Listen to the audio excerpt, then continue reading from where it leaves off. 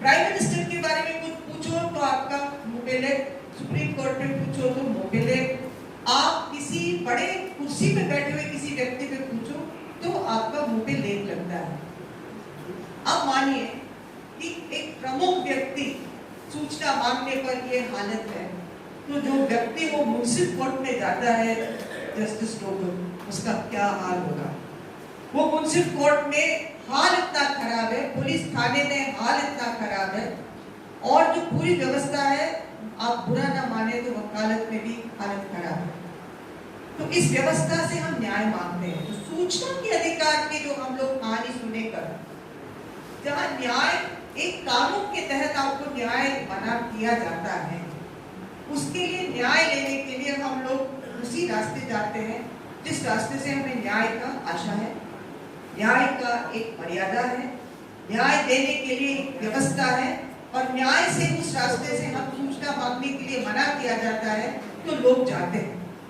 उसमें पूरे व्यवस्था में वो जहाँ पे एफआईआर दर्ज करने जाते हैं, वहां से लेकर अंत तक उनके सामने ऐसी परेशानियां आ रही हैं जो भ्रष्टाचार में लिप्त है। तो एक भ्रष्टाचार के खिलाफ लड़ने वाले एक व्यक्ति के रास्ता में जो कानून के तहत उसको शक्ति तो मिल गई, हम लोग कहते हैं आरटीआई कानून कमजोर है, मैं कहती हूँ नहीं, व्यवस्था कमजोर है। यदि हम इसको नहीं समझेंगे कि व्यवस्था में सुधार लाने के लिए बातें हमें उठाते रहना पड़ेगा, और उसके लिए जिस लोगों ने हमें आज बहुत सशक्त किया है, इसलिए मैं आपको शुक्रिया अदा करना चाहती हूँ कि उस व्यवस्था को हम लोग सशक्त नहीं करेंगे और जस्टिस लोकू जैसे साथियों को हम नहीं जोड़ेंगे इस पूरे बहस में, तो हमें क्या न्याय मिलने वाला है। क्योंकि न्याय की व्यवस्था के लिए उसी न्यायालय में उसी तरीके के उसी पद्धति में उसी प्रक्रिया में हम लोगों को जुड़ना पड़ रहा है। हालत एक बहुत बड़े पैसे वाले धन से प्रभावित धन से शक्तिशाली बने हुए व्यक्ति का फिर भी रास्ता थोड़ा बहुत खुल जाता है, मगर वो गरीब व्यक्ति जो एक राशन की दुकान में जाता है, जो पेंशन मांगने जाता है, जो एक औरत बुढ़ी जो मेरे से उम्र में बूढ़ी जिससे हाथ से काम नहीं होता है, उसका अंगूठा मांगा जाता है, उसका अंगूठा लगता नहीं है तो उसके लिए उसको मरण डिक्लेयर कर देते हैं, मर गई है, उसके पूरे नाम रोस्टर से हट जाता है, वो न्याय के लिए लड़ती है, उसके लिए कौन है। इसलिए हमारे देश में अन्याय के खिलाफ लड़ने वाले बात में मैं आप सब लोगों को शाबाशी दूंगी कि आरटीआई के कार्यकर्ता ने ऐसे कई किस्म के चीजों को उजागर किया है, और उजागर करते करते प्रशासन के साथ सभी के साथ हमें लड़ाई लड़नी पड़ी, मगर फिर भी हमारे साथ दो सहारा है। एक तो सूचना का अधिकार का कानून ही खुद है, और एक हमारा संविधान।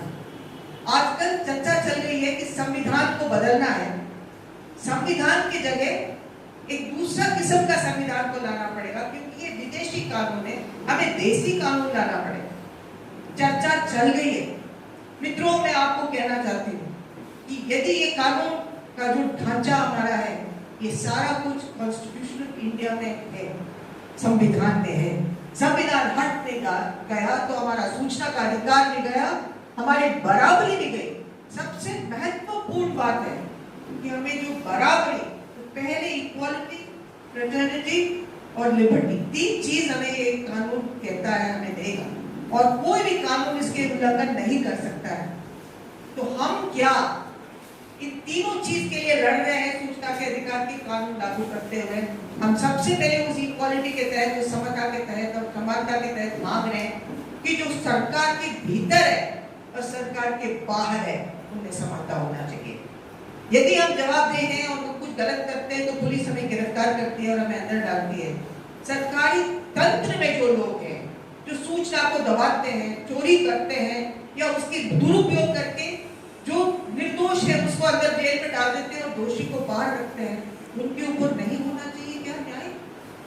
तो ये सारी सूचनाओं को हम लोग लेकर वहां युद्ध लड़ रहे हैं। मैं इसलिए आपको कह रही हूँ, सूचना के अधिकार का कानून कहाँ स्थित है? वो इसमें स्थित है, न्याय व्यवस्था में स्थित है, एक संविधान में स्थित है, और हम इन दोनों के लिए भी साथ साथ नहीं लड़ेंगे तो हमारी लड़ाई शायद अधूरी रहेगी। पुलिस में हम लोग रिफॉर्म के लिए नहीं लड़ते हैं, पुलिस थाने के लिए पारदर्शिता के लिए लड़ते हैं। और जी के बासु के पूरे वो पूरा व्यवस्था तो के लिए कई सारी लड़ाइयाँ शुरू हो गई। तो सूचना के अधिकार का सिपाही एक जगह नहीं है, कई जगह है। और दूसरी बात, जो तीसरी बात जिसके लिए हमें जम के विरोध करना चाहिए, वो है इम्प्यूनिटी। मुझे इम्प्यूनिटी का हिंदी नहीं आता है, आपको किसी को आता है तो पता नहीं, मगर ये इम्प्यूनिटी के लिए सब लोग संघर्ष कर रहे हैं। हमारे प्रधानमंत्री ने कह दिया कि वो अपने एमए के सर्टिफिकेट नहीं दिखाएंगे, ये गोपनीय बात है। आपके कोई बहुत इंपॉर्टेंट व्यक्ति का आप कोई खर्चे खाने का बात सुन उठा लेंगे तो कहेगा मैं नहीं उठाऊंगा। तो इम्प्यूनिटी जो हम एंजॉय करते हैं, पूरे जितने भी कर्मचारी हैं, जितने भी शक्तिशाली लोग हैं, हम कहते हैं हमने दूसरा। एक बात मुझे गांव में याद आता है, गांव में लोग कहते हैं मेरा मत करना, उसका कर देना, ठीक नहीं, न्यायपूर्ण व्यवस्था है, मगर मेरे ऊपर लागू मत करना, वो तो मेरे पड़ोसी हैं उन पे लागू। तो क्या एक शासन, एक तंत्र, एक प्रशासन, एक लोकतंत्र इस हालत में रह सकता है क्या? से हम लोग बुनियादी प्रश्न पूछ रहे हैं, इसको आप ना भूलें। और उस व्यवस्था के लिए हमें कोर्ट कचहरी में जाना पड़ेगा, और वो कोर्ट कचहरी सही नहीं रहेगी तो हमारा तो वहाँ पे मरण स्थित है। तो हमें गोली से उड़ा देंगे, जैसे हम कल सुने, हत्या करेंगे, पीटेंगे, मारेंगे, और जो व्यवस्था बिठाया गया है उसके सामने करेंगे। जैसे राजस्थान में अभी फिलहाल बाढ़ में एक व्यक्ति ने, अमरा राम ने पूछा सूचना नरेगा के बारे में, सरपंच के सामने, पंचायत के सामने सरपंच की गुंडों ने उसको मारा, उसके पांव तोड़े, और प्रशासन भी उसका बैठिए चुपचाप। तो हमारे लिए सब जगह ये प्रश्न उठते हैं। तो आपको सुन के ताकत मिल रहा है कि शायद हम ऐसी चीजों को उठा के और लड़ाइयों को भी सशक्त करने के लिए अन्य जगह जा सकते हैं। तो मुझे लगता है हमारे जो पूरी ये न्याय व्यवस्था है उसकी ट्रेनिंग की बहुत जरूरी है। वो समझ जाए कि उनकी भूमिका क्या है और कहां तक के जाएंगे और क्या न्याय सबको देंगे। मेरी तो एक विषय है, और बहुत प्रमुख विषय है, प्रथम विषय, कि हमारे देश में आज प्रश्न पूछना ही एक पाप है। जो भी कोई प्रश्न पूछते हैं उसको पापी क्या, तो पापी तो आध्यात्मिक रूप से है, मगर हम दोषी, हम राष्ट्र विरोधी हैं। हम लोग किसी कानून के विरोधी हैं क्योंकि हमने एक प्रश्न पूछा। यदि प्रश्न पूछने का अधिकार नहीं है तो सूचना का अधिकार नहीं, क्योंकि सूचना का अधिकार प्रश्न पूछने का अधिकार पर स्थित है, उसका आधार पर स्थित है। यदि हम प्रश्न नहीं पूछ सकते तो सूचना का अधिकार भंग है। तो हम लोगों को सूचना के अधिकार के लिए लड़ते लड़ते उतने लोग, जितने लोग प्रश्न पूछते हैं उनके लिए लड़ना पड़ेगा। Actually, this law has questioned the right to secrecy primarily to the right to question. If you do not have the right to question, you don't have the right to maintain and support a democracy or equality, fraternity and solidarity, liberty, whatever it guarantees us. Without a question, it doesn't lead us anywhere. जब ये प्रश्न को दबाते हैं तो ये सबको दबाते हैं। हम लोग आए हैं, मैं आया हूँ सीधा एक जवाबदेही यात्रा से यहाँ, और जाऊंगा वापस सीधा वो जवाबदेही यात्रा एक धरने में बदल लेगा। उसमें आरटीआई के एक्टिविस्ट भी हैं, आरटीआई के सपोर्टर तो सबके सब हैं यहाँ। किसी न किसी ने कभी काम में लिया होगा या किसी और को मदद की होगी इसमें। कईयों ने बहुत भयंकर उसका रिएक्शन झेला, लेकिन आरटीआई भी हम सबको दिखाता है कि वो एक कदम ले जाता है। हमें सूचना मिल भी जाती है तो कई चीजें उस आरटीआई से पैदा होती है। कल हमने एक उदाहरण सुना कि आरटीआई मांगने वालों के ऊपर ही प्रहार होता है, तो उनको कहीं ना कहीं हमें सुरक्षा तो देनी पड़ेगी। आज हमने जस्टिस लोकुर से सुना कि आरटीआई आप सुप्रीम कोर्ट से कैसे लोगे, वो जुडिशरी में ट्रांसपेरेंसी और अकाउंटेबिलिटी कैसे आएगा। आरटीआई सुप्रीम कोर्ट है आरटीआई के अंदर, लेकिन आरटीआई है सुप्रीम कोर्ट के अंदर। और वो हम लोगों ने देखा कि जब सुप्रीम कोर्ट से सवाल पूछा तो सुप्रीम कोर्ट ने अपने आप को अपील कर दिया कि ये स्टे करके, और वो विडंबना है। तो इसीलिए अंत में जवाब कहां जनता ही मांग सकता है, जनता ही जवाब मांग सकता है हर चीज का। और सुप्रीम कोर्ट के ऊपर कौन है, पार्लियामेंट के ऊपर कौन है, एग्जीक्यूटिव के ऊपर कौन है, अंत में तो केवल जनता है, और जनता है और संविधान। मेरे ख्याल में ये दो चीजें हैं। तो संविधान कुछ कहता है तो सुप्रीम कोर्ट भी उसके ऊपर नहीं है, और संविधान कुछ कहता है। तो मैं 2-3 मिनट में कहना चाहता हूं कि हमारे जो जवाबदेही यात्रा है वो क्या कह रहा है। वो कह रहा है कि हमें एक सामाजिक जवाबदेही की व्यवस्था चाहिए। हमें चाहिए जनता के प्रति जवाबदेही। जवाबदेही आज है किसके प्रति है? कलेक्टर के प्रति, मंत्री के प्रति, मुख्यमंत्री के प्रति, ऊपर के तरफ है जवाबदेही। लेकिन वो जवाबदेही जिसका है काम उसके प्रति नहीं। सूचना मिल भी गई हाथ में और हमें पता चल गया कि ये सड़क खराब है, आज की तारीख में हाँ ठीक है, उससे उनको थोड़ा शर्म आएगा तो वो सड़क को थोड़ा ठीक करेंगे, हो सकता है कोई केस चलाएंगे।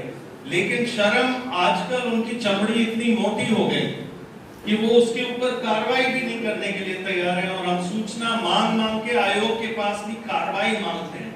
तो ये कार्रवाई का कानून हम मांग रहे हैं।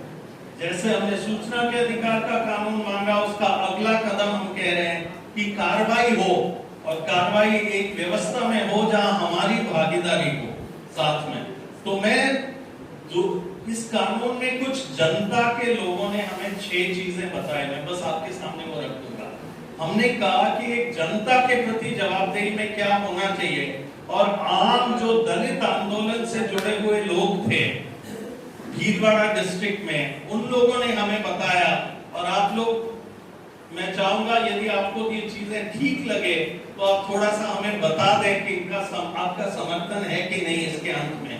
उन्होंने कहा सबसे पहले हमें जानकारी चाहिए, सूचना केवल नहीं जो प्रोपेगेंडा जैसा है, हमारे मतलब की जानकारी। नंबर 2, उन्होंने कहा हमें सुनवाई चाहिए, हमारे शब्दों में आप लिखो और हमें एक डेटेड रिसीप्ट दो कि आपने हमारी बात सुनी, तो सुनवाई चाहिए। तीसरा, उन्होंने कहा हमें गारंटीड कार्रवाई चाहिए, कितने दिन में आप करोगे और नहीं करोगे तो क्यों नहीं करोगे, एक बोलता हुआ ऑर्डर, स्पीकिंग ऑर्डर चाहिए एक टाइम फ्रेम के अंदर। चौथा, उन्होंने कहा हमें आपकी कार्रवाई ऐसे आप अकेले एसडीएम और कलेक्टर और एसपी एक साथ बैठ के मत लिखो, हमारी भागीदारी चाहिए। आप हमें वहां रखते हुए कार्रवाई करोगे तो वो कार्रवाई ठीक नहीं है, हमारी भागीदारी चाहिए। पांचवा, उन्होंने कहा जो हमने कल दिन भर सुना, कि उन्होंने कहा कि इस देश में सबसे पहले पिटने वाला तो खुद शिकायत करता होता है, तो हमें सुरक्षा चाहिए, क्योंकि हम देश की बात उठा रहे हैं, हम समाज की बात उठा रहे हैं, तो हमारी सुरक्षा चाहिए। और छठा, उन्होंने कहा कि ये सब कहाँ होना चाहिए, जनता के मंच के सामने। आप कहीं चोरी छिपे, कोई अभी जस्टिस लोगों ने कहा कि कहाँ होना चाहिए, टेलीविजन के सामने, कहाँ होना चाहिए जहां सब लोगों को दिखे। और ये वाली कार्रवाई कहाँ होनी चाहिए, जहां सब लोग बोल सके, आम